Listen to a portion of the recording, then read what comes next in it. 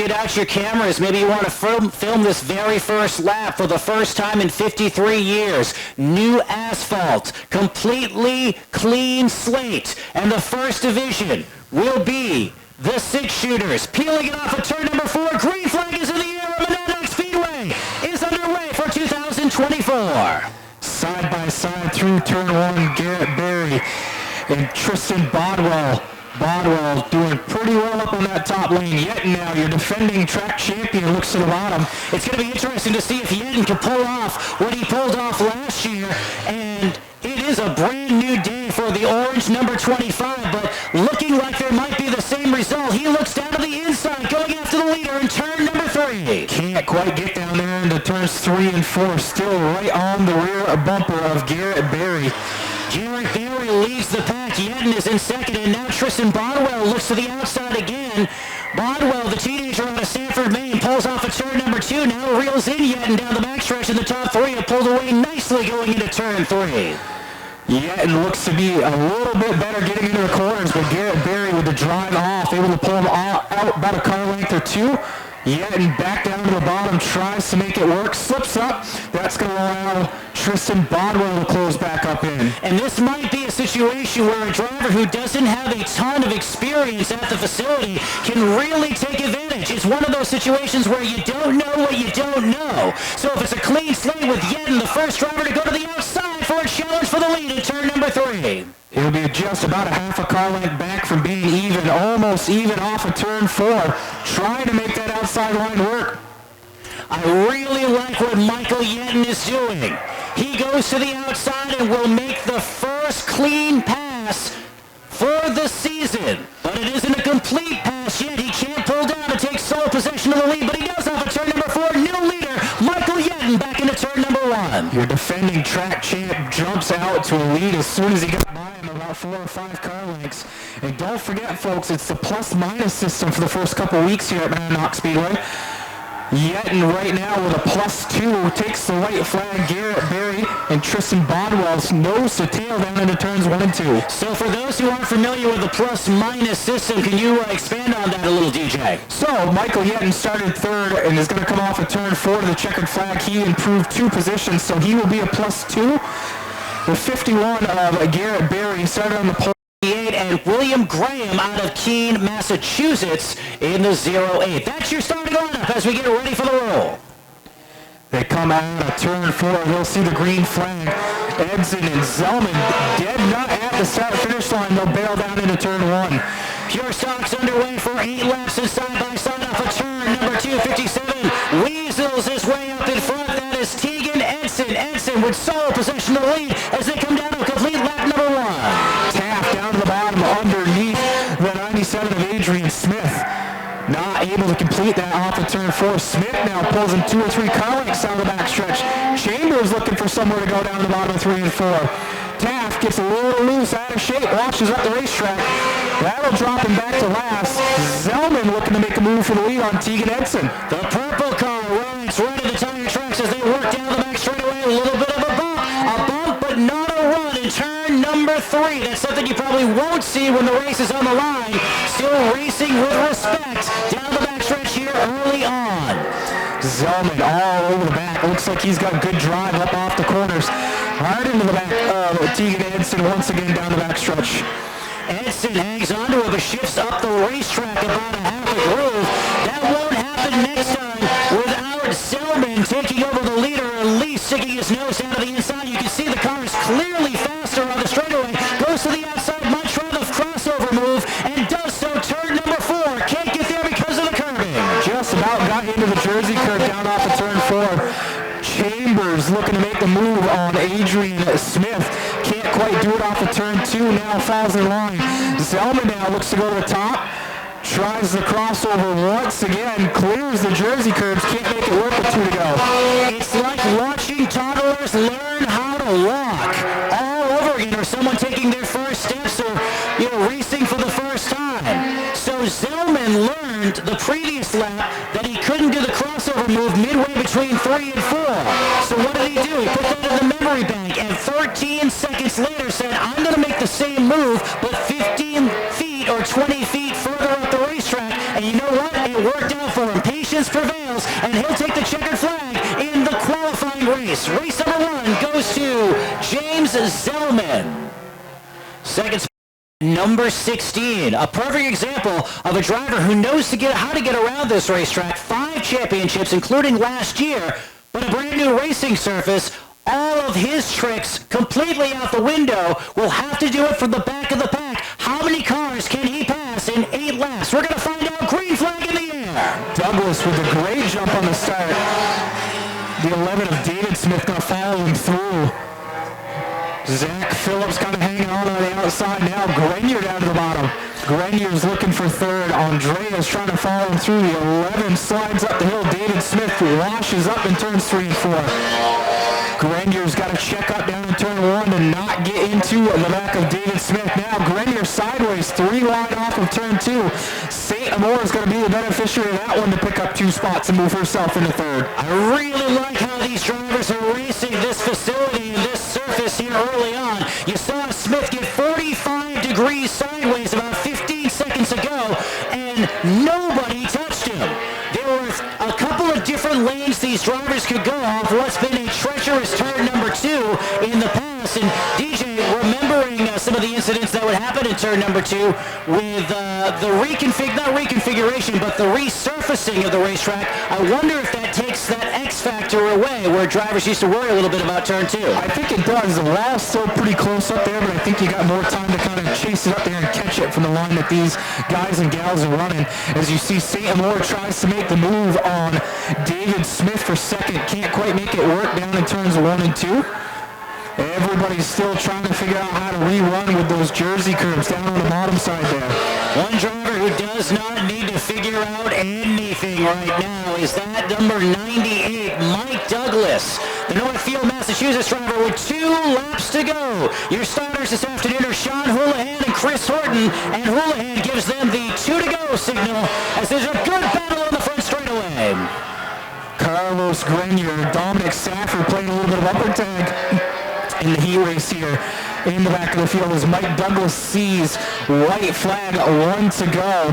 Grenier still all over the back of Dominic Stafford a little bit further back in the field. Closest battle is the one for position number 4, so we'll watch it. The white 56 off of turn number 2. Now gets a little daylight between himself and Carlos Grenier down the back stretch. Checkered flag out. Douglas is going to win this one, but who's going to get 4th? Close right down to the wire. It's going to be led by the 56. Kevin Clayton in the 48 will start on the inside of row 2. To his outside it will be John Foltz out of North Billerica, Mass in the 32, and then starting shotgun on the field is going to be Desmond Skillings in the 90. Looks like Pat Houle is a scratch for the event. Green flag is out. Aiken with a good jump down into turn 1. Everybody else going to go in there side by side. The 12 is Sontag going to make the outside work over Kevin Clayton. Cameron Sontag in car number 12. Rockets down to the turn number 3 for the first time. Visibly closing in on your leader. The separation between the two, a car length and a half. Now this time the 33 peels off of turn number 2 and opens up a bit of a gap. Aaron Aiken off of turn 4. John Foltz trying to clear the 90. Desmond Skillings can't do it down in turns 3 and 4. Now down into turn 1. Everybody single file looking for that bottom line around the racetrack. Aiken almost looks like the left rear is lifting right up off the ground going down into turns 3 and 4. But she's powered ahead and got herself about a 3-car length lead over Cameron Sontag. Earlier this year, or actually, late last year, when the word came down that Monadnock Speedway would be repaid for the first time in its 52-year history, it became very important for Josh Fanetta and the JDV Productions team to honor the locals by giving them the first opportunity to be on the brand new surface. The Wheeling Modified Tour will be here in a couple of weeks with the Granite State Derby for the traditional May opener, and then a week later it's our traditional season opener. But the JDV Open, running a few weeks earlier, gives back to the locals, giving them first dibs on a brand new asphalt, and they've really responded here this afternoon thus far. Some good racing. We've seen some side-by-side action. We've seen some close contact. And right now we see borderline dominance from car number 33, your leader off of turn 2. Yeah, Aaron Aiken looks like she's got the this one pretty well under control. She'll come off of turn 4, win her heat race. Chris Sontag finishes second. John Foltz, Kevin Clayton. And what it might do, sometimes it's just smart to take the tail just for the first race. Yeah, they'll come out of turn 4, see the green flag. Louis Mayer is going to have the jump down into turn 1. He's going to be a 3-time and defending track champion here. Cam Sontag guts into the back bumper a little bit. Bob Williams up on top, trying to make the top side work around Cameron Sontag. Can't make it off of turn 4. Now, down the front straightaway. Appears to have the edge, but Sontag back on the bottom. Look at that racy battle for spot number 2 down the back straightaway. Sontag now in I wouldn't say a bit of a problem, but certainly slower on the inside. And now the crossover move. Car number 18 dives down to the inside and car turn number 1. Lamont goes down to the bottom of Sontag. While that's going on, Bob Williams underneath the 69 of Louis Mayer for the lead. He'll clear him off of turn 4. If you look at Lamont also clears the 13 of Cameron Sontag for third. If you look at the plus-minus system, things really looking good for Dick Lamont in car number 18. Went from the outside to the inside and is now plus number 2, position number 3 on the racetrack. So even though he might finish third in this race with a plus 2, that's going to put him up towards the front in the feature race. Could he be the very first mini stock winner on the brand new asphalt? We'll find out later on this afternoon. Meanwhile, up in front, the 41 is completely checked out. Bob Williams has checked out. He's got about 10 to 15 car lengths. You just spoke on it. Dick Lamont with a plus 2 looks to be on the outside of the front row, as the 41 of Bob Williams is a plus 4 right now. If he can turn around and take the win home, he will be your pole sitter later on for the feature event. Everybody's kind of stretched out here as they take the white flag. Williams in complete control of this heat race number 2 for the mini stocks. Those who are sitting in turn number 4, watch how smooth Bob Williams is through 3 and 4, within inches of the barrier like he's been doing it for 10 years. With a plus 4, he will be your winner. Second spot goes to car number 69 for Louis Mayer.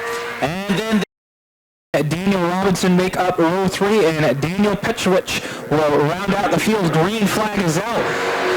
Jake Vanetta with a good jump over here, not down into turn 1. Not going to be able to quite clear. Now does so off of turn 2. Tim Wenzel, the defending track champion, follows through. Spoke to Wenzel on pit road this afternoon, and he said that even though he's been doing this for 11 years, he hasn't been as nervous in a race car in a very long time. Meaning brand new surface, and then there's the reputation that the Wenzel family has.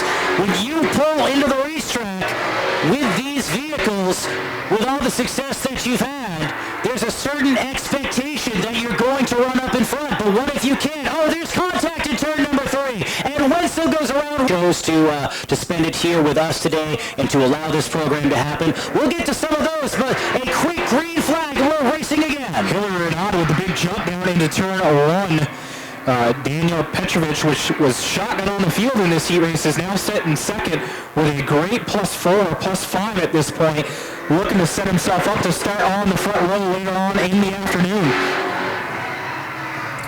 Could he go from worst to first down the back straightaway? Car number 27 is hauling in a hurry, closes in on the number 88, and a battle for the lead now. Vanetta back on the comeback trail. He's to the inside of the 69 going into turn number 1. Vanetta made a good move there off of turn 4. He'll be the inside. Tim Wenzel's going to follow him through as they're coming halfway.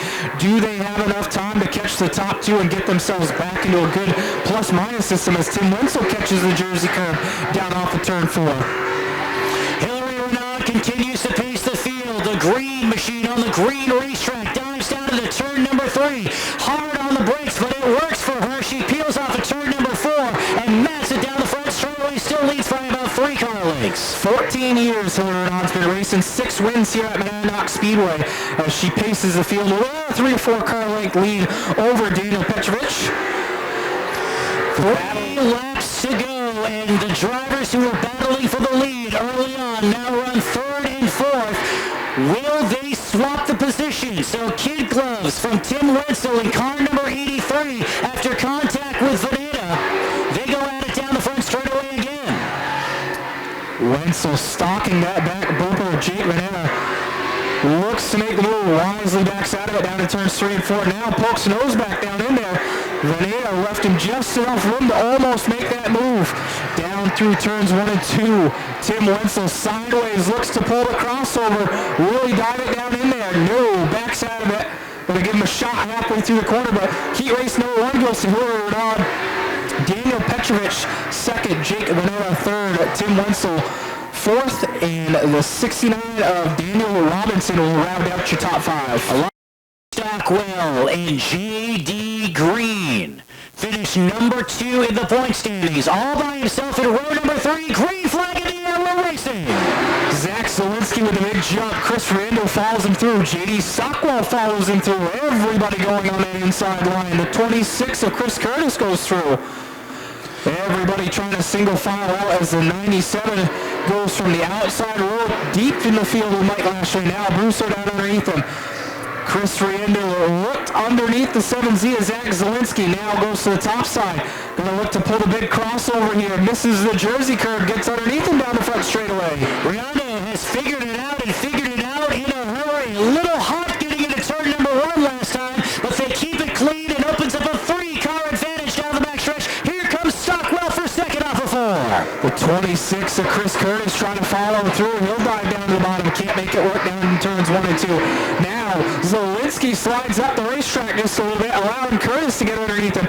They'll be side by side down in turns 3 and 4. Even though Zielinski is inside the top 5, he will start towards the back of the pack. He is currently showing a -4 after starting up in front. He has slid back a couple of spots, and drivers who remain even, for example, if you start at the back of the pack and you finish there, you're still going to be starting ahead of a driver with a minus in the plus-minus system. Back up in front, it continues to be car number 4 for Chris Renaud, followed by J.D. Stockwell, hotly contested third place. Zielinski trying to get back to the back bumper of Chris Curtis. Can't do so. The 7Z of Zielinski doesn't look like it's quite handling as well as it should be off of the corners. He gets in really nice and then the car lashes up the racetrack. Now, Isabella Minchella looking to take over the 4th position. Zielinski with his hands full off of turn 2. Got it back gathered up as Riondo sees 2 laps to go with J.D. Stockwell in tow. It's interesting with drivers who have had great success here over the years. A few of them have struggled this afternoon, but it's a lot like a rule change in, say, big NASCAR, where it might throw off some of the top teams and they don't have the dominance, but the cream always seems to rise to the top. So even if your favorite driver is struggling today, come back by May. They'll probably have this figured out, but the major X factor is the smooth surface that no one really knew how to race on, but a lot of drivers are figuring out in a hurry as the checkered flag flies. So Chris Rando is your heat race number 2 winner. He'll have a +2. J.D. Stockwell, Chris Curtis, Zach Zielinski, and Isabella Minchella. Very long time. At the young age of 69 years old, climbing behind the wheel of that 84 modified, he takes the white flag. Lap number 1, 13.833. Looking to improve on that coming around the corner for lap number 2. At 69 years of age, a lot of us having a hard time getting out of our chairs. He's going to get outside of a modified today with a time of 13.416 and the inaugural fast time for the Mad Dog Modifieds. Solid race. Now, we've seen these drivers' fast times, for those who are brand new to Monadnock Speedway, DJ, turning times of 12.5, 12.6 as your ultra-fast times. But even in practice, early on, we were seeing times faster than that. They're really picking up some speed here in the asphalt. Yeah, definitely. Saturday's practice was, 12.4s, 12.5s. I expect with 4 fresh tires on all these guys to be a little bit quicker. Next up on the racetrack looks to be the 7 out of Swansea, New Hampshire of Corey Plummer. Plummer's lap 1 will be 13.258. That will put him top of the board currently. And Plummer makes his way through turns number 3 and 4. Will dive down, stays about 6 inches off the barrier. Checkered flag out, and 12.747. Brand new leader Corey Plummer sets fast time. 17 Mad Dog Modifieds taking time today, our largest field of the afternoon, for your entertainment in the main event later on today. So next up on the racetrack at Orange, Massachusetts, it's going to be the 73 Cole Littlewood. Cole, a longtime competitor here in fendered cars, makes the jump to the Mad Dog Modifieds. Littlewood's got 21 wins here in 12 years, ranging all over sorts of divisions. Nice start for him, 13.416. It's Littlewood through turns number 3 and 4, gingerly making his way through the corners, accelerating off of 4, coming down, improving the time a little bit, 13.310. That isn't good enough for the pole, but puts him solid in the field thus far out of the 3 cars that have taken time. Rolling up over the hill now.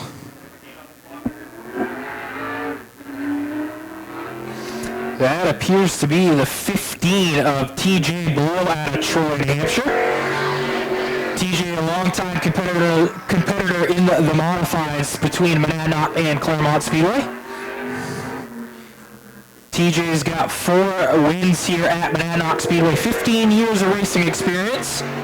He will sit third with a 13.315. He will look to improve on that with lap number 2. What I really like about this race car, it doesn't look too fast, but it's getting the results. Pulls off of the corner in a nice smooth lap. 13.109. That's good for second fastest.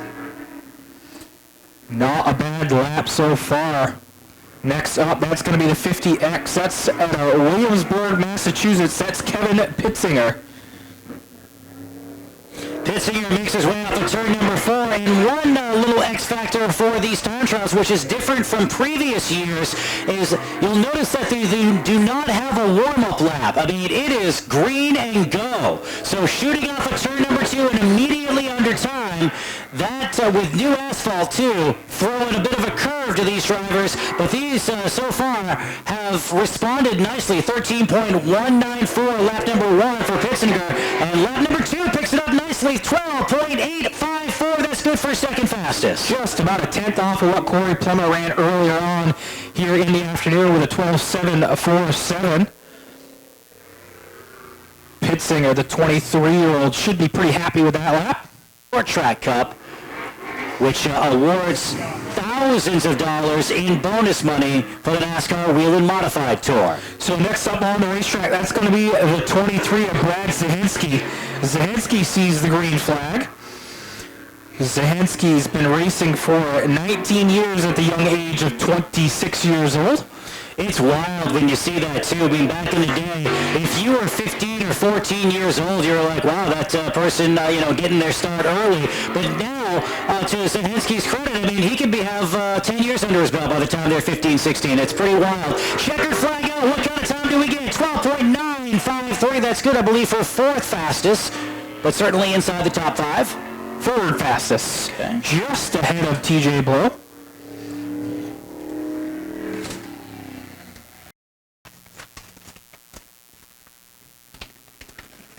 Pet peeve. There we go. We're killing hornets in the booth. Next up on the racetrack, that's going to be the 13 of JT Cloutier. Cloutier with some sticker tires on the front of that modified, dips real low down into turns 1 and 2. Boy, really trying to work those tires in by going sideways off the corner. Pulls it off. Plenty of power. You can see the sticker on the left front tire. Comes up with a time of 13.354. Let's see if that sticker's still there this time. Yes, it is. But a nice smooth lap and a good pickup too. 12.904. That will put him third, right behind Corey Plummer and Kevin Pitzinger. Everybody's chasing Corey Plummer in car number 7 against 17 Mad Dog Modifieds. Ready to roll for their big feature event later on this afternoon. Now it will be the 11X of Tyler Leary. Leary, runner-up in the points last year down here. And what a championship battle that was. He came up 6 points short in the season-long battle with Nate Wenzel. And now, I mean, this driver, he has an agenda. Wheels it up to the third groove, coming down to the initial start.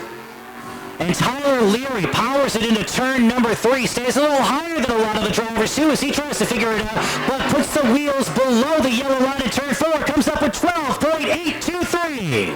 Just missed Corey Plummer's time.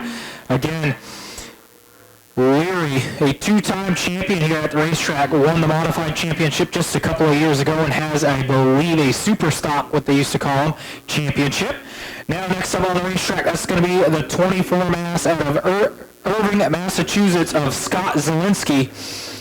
Zielinski has a pile of wins here, 34 wins all-time here at Monadnock Speedway and 3 championships. We'll look to see if he can better Corey Plummer's time of a 12.747 with a lap 1 a little sideways off of turn 4. Now that's something we haven't seen anybody else do, and that is kind of old style Monadnock where you'd kick it out off of turn number 4. So maybe you can't teach an old dog new tricks, and maybe you don't need to. What works on lap number 2, 12.840. That will set him third fastest currently out of the 9 that have taken time here for the Mad Dog Modifieds. Certainly a solid lap, and here comes the champion, set to defend his crown in 2024, car number 03 out of Granby, Massachusetts. That is Nate Wenzel. Wenzel, again, a many-time feature winner here. 18 wins, 3 track championships, and your defending Mad Dog Modified champion. Comes across the line for lap 1:13.160. Will put him 8th on the board. Looking to improve that on lap number 2. He comes down through turns 3 and 4, sideways off of turn 4. Will be enough. Won't be happy with that. That only bumps him up to 7th with a 13.066. And as a race fan or even a race announcer, you gotta love a guy like Nate Wenzel struggling a bit in qualifying. Makes our job a little easy. Gives you something to look at besides the front row. So that's, again, the X factor today. The brand new surface. Who's going to adapt to it first? Who's going to be fast? Who's going to be slow? Nate Wenzel needs to find a little bit more if he's going to contend in the feature race. Kimmy Rivet next up on the racetrack, a longtime competitor here at the Monadnock Speedway. Lap 1, top of the board, 12.739. Kimmy goes straight to the top and then almost loses it down the backstretch. That'll negate lap number 2, but man, lap 1, an impressive one as she goes to the top of the board. Kimmy Rivet, a walk-off. Could have just, didn't really even have to do lap number 2. I wonder what Kimmy could have got on lap number 2. Was really solid through the first couple of corners, and then just a little too much down the back straightaway on new tires, too, with a brand new racing surface, a green racetrack. That's going to get you in. How about it for car number 4? This is the 15-year-old for Colton Martin. Looking to run for Rookie of the Year here in the Mad Dog Modifieds, a multi-time winner and track champion elsewhere in the Pure Stocks. Lap number 1 will put him at 12th fastest so far, 13.486. It's his biggest day in his young racing career. Takes a major step today and a solid qualifying run for Colton Martin. That'll put him 3rd on the board behind Kimmy Rivet and Corey Plummer with a 12.800. So in our top 3, we have a driver who didn't even run lap number 2.